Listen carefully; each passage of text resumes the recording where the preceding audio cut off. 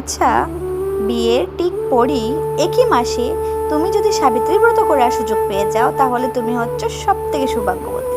আসলে আমাদের সনাতন ধর্মে এটা মানা হয় যে দেবী সাবিত্রী ভক্তি, শ্রদ্ধা, নিষ্ঠা ও স্বামীর প্রতি একান্ত প্রেমের শক্তিতে উনি উনার স্বামী সত্যবানকে মৃত্যুর মুখ থেকে ফিরিয়ে এনেছিলেন। তাই বিয়ের একই মাসে আমি সাবিত্রী ব্রত করতে পেরে আমি নিজেকে অনেক সৌভাগ্যবতী মনে করি। সাবিত্রী ব্রতটা অনেক কঠিন একটা ব্রত, আমি সেটা অনেকের কাছে শুনেছি। আমাকে অনেকে বলেওছে যে তুই পারবি, তোর পক্ষে হবে, কেন কি এটা অনেক কঠিন একটা ব্রত তো তার জন্য। কিন্তু আমি যেটা মনে করি, সাবিত্রী ব্রত হোক বা যে কোনো ব্রত হোক, যদি ভক্তি ভরে নিষ্ঠা মানে করা যায় তাহলে কোনো কিছুই অসম্ভব নয়।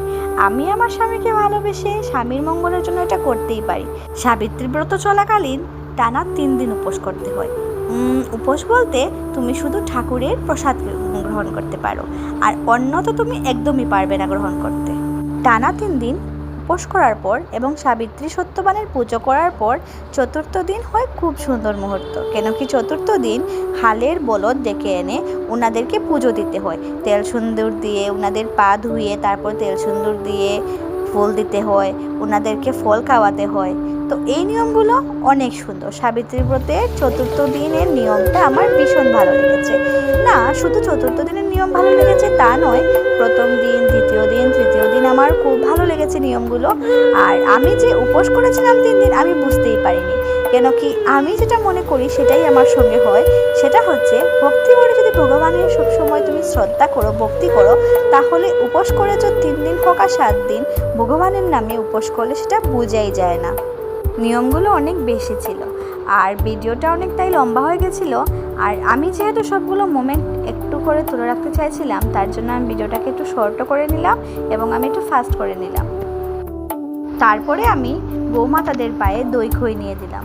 দই খই গৌমাতাদের পায়ে দেওয়ার পর আমি একটা পাখার মধ্যে কিছুটা জল নিলাম এবং সেই জল দিয়ে গৌমাতাদেরকে আমি 7 বার জল ছিটিয়ে হাওয়া করে দিলাম।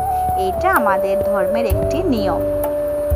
গোমাতাদের শরীরে পাখার হাওয়া দিয়ে জল ছিটানোর পর এটা আমাদের ধর্মের আরেকটা নিয়ম যে গোমাতাদের গলার মধ্যে ওনারা 7 বার একটি দড়ি দিয়ে গিট্ট বেঁধে দেবেন, আর সেই গিট্টটা আমি 7 বার খুলব, এভাবে হাতটাকে পূরণের মতো করে, মানে ক্রসের মতো করে। এটাও আমাদের ধর্মের আরেকটা নিয়ম। আর এই নিয়ম শেষ করার পর আমি গোমাতাদের প্রণাম করে নিলাম। আমাদের শাস্ত্রে মনে করা হয় গোমাতা হচ্ছে মায়ের সমান, তাই সকাল সকাল গোমাতার আশীর্বাদ নেওয়া সবচেয়ে বড় ভাগ্য এবং দিনটা খুব ভালো কাটে বলে আমি মনে করি।